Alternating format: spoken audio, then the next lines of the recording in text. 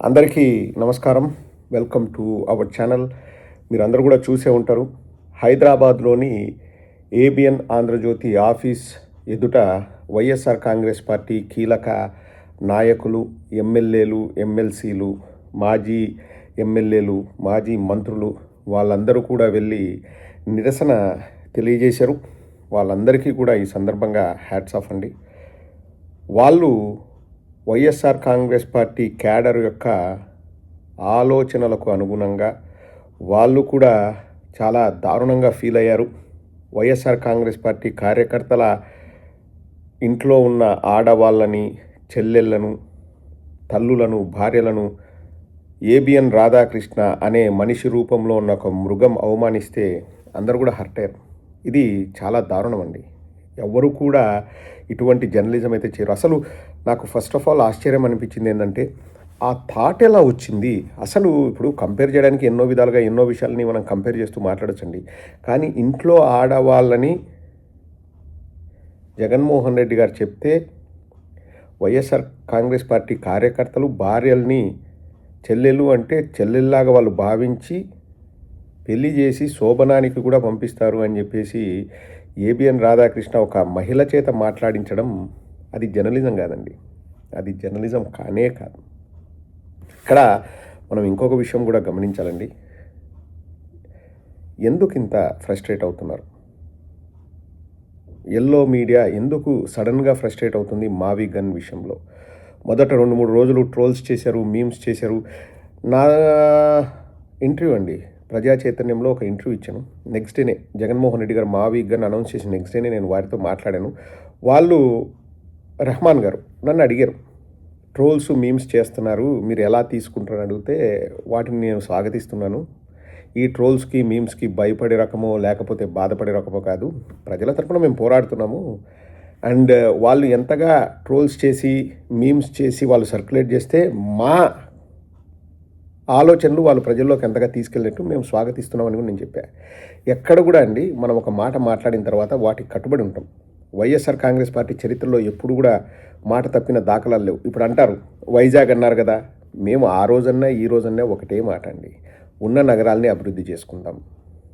ఇప్పుడు కొత్త కొత్త నగరాల్ని నిర్మించి కొత్త ఏవో అన్నీ స్టార్ట్ చేసి 50 ఏళ్ళు 70 ఏళ్ళు 100 ఏళ్ళు ఆ పనులన్నీ సక్రమంగా జరగవండి. ఒక్కొక్కసారి ఆర్థిక ఇబ్బందులు ఉంటాయి, ఒక్కొక్కసారి వర్షాల వల్ల వాతావరణం సహకరించక ఇబ్బందులు ఉంటాయి, ఒక్కోసారి రైతుల దగ్గర నుంచి నిరసనలు రావచ్చు, వాళ్ళు కేసులు వేయచ్చు, ఎక్కడికక్కడ పనులు ఆగిపోతాయి. మా ఫాదరు పీడబ్ల్యూడి కాంట్రాక్టర్ అండి. కర్ణాటకలో మేము ఆల్మట్టి దగ్గర పనిచేసాం, ఇంకో చోట పనిచేసాం, తుమ్కూరులో పనిచేసాం, హాసన్ డిస్టిక్లో పనిచేసాం. నేను పుట్టిందే చంద్రాపట్నంలో, అంటే హాసన్ డిస్టిక్లో నేను పుట్టా. అక్కడ ఏం జరుగుతుందంటే ఇప్పుడు కెనాల్స్ వెళ్తాయి కదండి, పబ్లిక్ వర్క్స్ డిపార్ట్మెంటు ఇప్పుడు కొన్నిసార్లు పొలాల్లోంచి కెనాల్స్ వెళ్ళాల్సి వస్తుంది.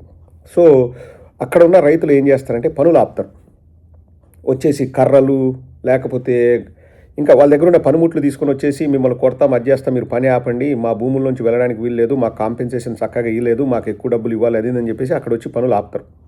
మనల్నే మనరు ప్రభుత్వానికి మీరు చెప్పండి అని చెప్పేసి, ఎందుకంటే మనం కాంట్రాక్టర్లం కాబట్టి. సో మనం మళ్ళీ అక్కడున్న చీఫ్ ఇంజనీరో లేకపోతే అసిస్టెంట్ ఎగ్జిక్యూటివ్ ఇంజనీరో లేకపోతే వీళ్ళంతా ఉంటారు, మన సైట్ దగ్గరికి వచ్చి వాళ్ళు ఇన్స్పెక్షన్ చేస్తుంటారు ప్రభుత్వం తరఫున. సో వాళ్ళు ఏం చేస్తారు, వాళ్ళు గవర్నమెంట్కి చెప్తారు, ఇట్లా ప్రజలు వచ్చి పనులు ఆపుతున్నారు, తీవ్ర ఆటంకం కలుగుతుంది, మీరు ఆ కన్సర్న్డ్ డిపార్ట్మెంటో లేకపోతే మినిస్ట్రీకో వాళ్ళు చెప్తారు. సో వాళ్ళు ఏం చేస్తారు, సరే మీకు ఎకరాకి ఇంత ఇచ్చాం కదా, సరేలే ఇంకా ఎక్కువ కాంపెన్సేషన్ ఇస్తామని ఆ రైతుల్ని వాళ్ళకు నచ్చజెప్పి ఆ డబ్బులు ఇస్తారు. సో మధ్యలో 1 నెల 2 నెలలు పనులు అవుతాయి, మనకు నష్టం. ఎందుకంటే మనము జీతాలు ఇచ్చుకుంటూ మనం కొంతమందిని వ్యక్తులను పెట్టుకుంటాం అక్కడ పనిచేయడానికి. సో ఇవన్నీ కూడా జరుగుతుంటాయి. అట్లా చాలా ఆటంకాలు కలుగుతాయి. అండ్ అనుకున్నట్లు 2 ఏళ్లలోనే రాజధాని నిర్మిస్తా అనేది ఇంపాసిబుల్. కానీ ఇక్కడ మనం గమనించాల్సింది ఏంటంటే 2 రోజుల్లో ఫ్రస్ట్రేషన్ అయితే నిర్మించుకున్నారు పచ్చ బ్యాచ్. ప్రజల్లో ఆలోచన మొదలైందండి. ఇప్పుడు 2 లక్షల కోట్లు దేనికి? ఉన్న నగరాల్ని అభివృద్ధి చేసుకుంటే సరిపోదా? జగన్మోహన్ రెడ్డి గారితో ఒకటే మాట అండి, ఆ రోజు ఈ రోజు అన్ని రోజులు ఒకే మాటే.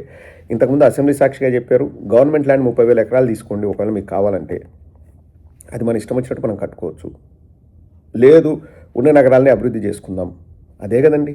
ఇప్పుడు ప్రజలు కూడా అక్కడ నివసిస్తున్న ప్రజలు కూడా అదే ఆలోచిస్తున్నారు. విజయవాడ ఏం తప్పు చేసింది, గుంటూరు ఏం తప్పు చేసింది, మచిలీపట్నం ఏం తప్పు చేసింది.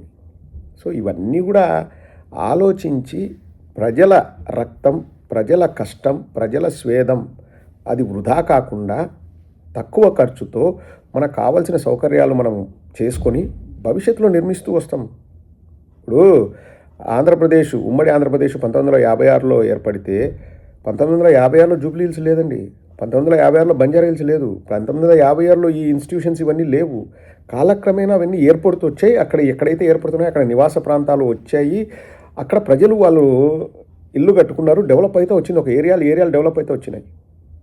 కూకట్పల్లి అనేది 25 ఏళ్ల క్రితం 30 ఏళ్ల క్రితం ఏం లేదు. ఇప్పుడు ఏముంది కూకట్పల్లి? చంద్రబాబు నాయుడు నిర్మించలేదు. ఏమైనా అండి, ఇప్పుడు మేము కాదనట్లేదు, కంపెనీలు తీసుకురండి, ఒక చోట పెడతాం, అక్కడ డెవలప్ అవుతుంది.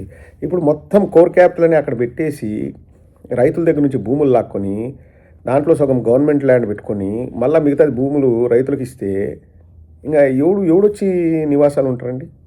ఒకసారి మీరే ఆలోచించండి. ఇంకొక వీడియో చేస్తాను. ఎక్కడో సీఎం రమేష్ చెప్తున్నాడు, ఇప్పుడు ల్యాండ్ ఒకటి 50 కోట్లు ఉంటుంది, 100 కోట్లు ఉంటుంది. అంటే నీ 50 కోట్లు 100 కోట్లు ఎవడు కొంటాడండి? రిక్షా దొక్కేవాడు వచ్చి కొంటాడా? ఆటో నడిపేవాడు వచ్చి కొంటాడా? రైతు వచ్చి కొంటాడా? దినకూలి వచ్చి కొంటాడా? ఎవరు కొంటారు? రాజధాని అనేది అందరిది కదండి, డబ్బున్న వాడిదే రాజధానే. ఈ చర్చ ప్రజల్లో మొదలైంది.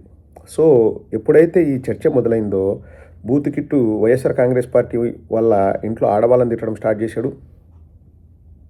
సాంబిగాడు ఇంకా డైరెక్ట్గా ఆంధ్ర రాష్ట్ర ప్రజలందరికీ సిగ్గు లేదు, బుద్ధి లేదు, మేధావులకు ఏం లేదు అని తిట్టడం స్టార్ట్ చేశాడు. 4 లక్షల కోట్లు అంటాడు, అదంటాడు, ఇదంటాడు. 1500 కోట్లు మన గవర్నమెంట్ ఇచ్చింది, కేంద్ర ప్రభుత్వం ఈసారి బడ్జెట్లో మన రాజధానికి. వాళ్ళు కరెక్ట్గానే ఉన్నారండి. రాజధాని అంటే కనీస అవసరాలు, ఒక సెక్రటేరియట్, ఒక అసెంబ్లీ, అలాగే హైకోర్టు అవి నిర్మించుకుందాం.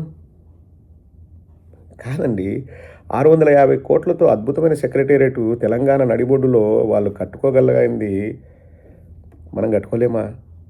2 లక్షల కోట్లు కావాలన్నా? ఆంధ్ర రాష్ట్ర ప్రజలకు నేను ఒకటే చెప్తున్నానండి, మా పార్టీ అంటే వాళ్ళు క్రియేట్ చేస్తారు జగన్మోహన్ రెడ్డి గారికి అసూయ, అక్కసు, ఇది ఇదని. మా పార్టీ ఎప్పుడు కూడా ప్రజల పక్షాన ఉంటుంది. పందికొక్కులా ఎవరైనా మేస్తే వాళ్ళ పేగులతో సహా బయటికి తీసి మొత్తం తిన్న డబ్బులంతా కక్కిస్తాడు జగన్మోహన్ రెడ్డి గారు అధికారంలోకి వచ్చిన వెంటనే. ప్రజల డబ్బులతో జాగ్రత్త. కర్షక, కార్మిక, రైతు వాళ్ళ రక్తం, వాళ్ళ స్వేదం మీరు ఇష్టారీతిన స్క్వేర్ ఫీట్కి 14,000, 16,000, 20,000 పెంచుకుంటూ వితౌట్ ల్యాండ్, వితౌట్ శాండ్, దాని గురించి ఇంకో వీడియో చేస్తా, మీరు చేస్తే గన మూల్యం చెల్లించుకోక తప్పదు. ఏబిఎన్ గాడితో రాయించుకుంటారో లేకపోతే సాంబిగాడితో వాగించుకోండి. ప్రజాగ్రహం చూస్తే అది ఎలా ఉంటుందో చంద్రబాబుకు తెలియంది కాదు. తస్మాత్ జాగ్రత్త.